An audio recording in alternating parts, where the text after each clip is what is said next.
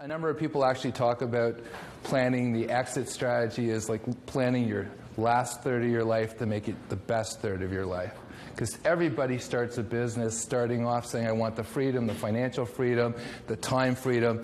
And then when at the end, some people forget why they started their business. So we're going to be talking about that today, and we're going to be talking about different solutions that you can use to actually plan your exit or decide whether or not you want an exit. But the most important thing is we're going to be drawing on a lot of questions, and hopefully you're able to find over the course of the next few months or during this presentation some of your own answers, because each and every person, especially if they're an entrepreneur, they're on a journey. Years ago, a good friend of mine shared with me that the people in our society who have the greatest potential to self-actualize happen to be business owners, because they get to choose their own course. So what I'd like to talk about is, how do you know that it's time for you to plan your exit? Because that's so important when you know it's time to go. So basically there's 5 key indicators that each business owner should ask themselves. Should ask themselves if it's time. 1, age. When I was young, well, a lot of people say I'm still young. When people are young, they feel they can take on the world. And then as they get older, they realize the world was here before they were. So usually around age 50 to 65, a lot of people feel that, I've achieved my goals, or maybe my goals have changed. I want to enjoy things. I speak to many business owners who share with me that they never traveled when they were young. They never really enjoyed their kids as much as they would have liked. They never sat down and just enjoyed a sunset, because they were always thinking about building, growing, the responsibilities they had. And now what they like to do is step back from their lives and just enjoy what they've created. Number 2, fatigue. I'm just tired doing the same thing that I've always done. And one thing that's really interesting is the generation that's about to retire or about to enter a different stage of their lives, they're so different than Generation Y. I was going to say Generation X, but Generation X is like a transitional generation, where you'll never see someone doing the same thing for a career. So people are tired. They want to do something else. Maybe they love golf. Maybe they just want to, just sit back and enjoy. Maybe they want to consult.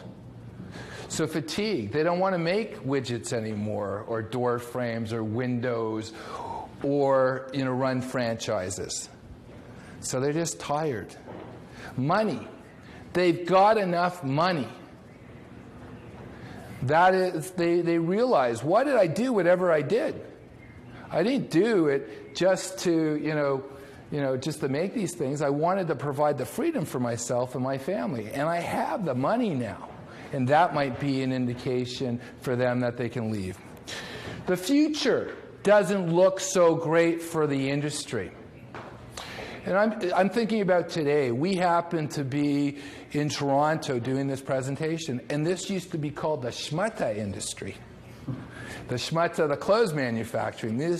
All these buildings in this area, they used to manufacture clothing. Well, we all know that clothing manufacturing is no longer happening in Canada. We're focusing on our brain power and that type of industry. So the future might not look so great. So maybe I should get out when the going is good and pass on my business and the potential challenges of my business to someone who's got the energy to navigate it. And partners. Maybe I don't like the people I'm working with anymore. Maybe I want a change of, scenario, and I just don't want to do it anymore. When people are young, a lot of times they partner up with people who have different strengths than them. And maybe it's tiring. I know a lot of partners who work with each other day in, day out. They spend so much time, but they have no social interaction with each other, because when they leave the office, they say, you go your way, I go my way. And maybe they forget that they were friends once and they want to become friends again, and the only way to do that is to leave.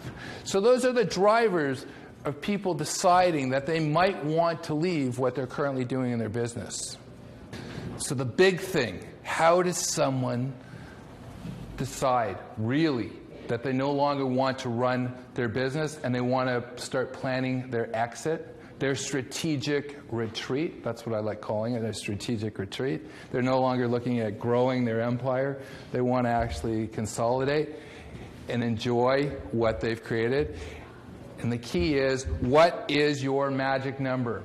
Most people don't know their magic number. And what a magic number is, it's what do you need for the rest of your life to give you the quality of life that you have chosen.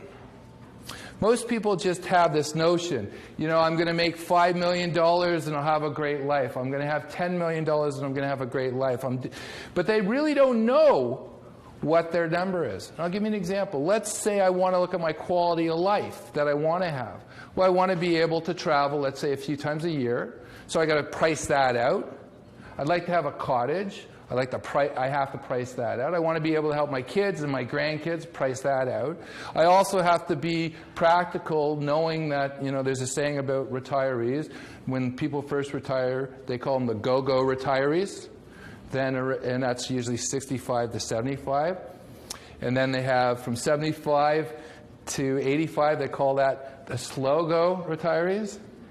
And unfortunately, after 85, they call that the no-go retirees.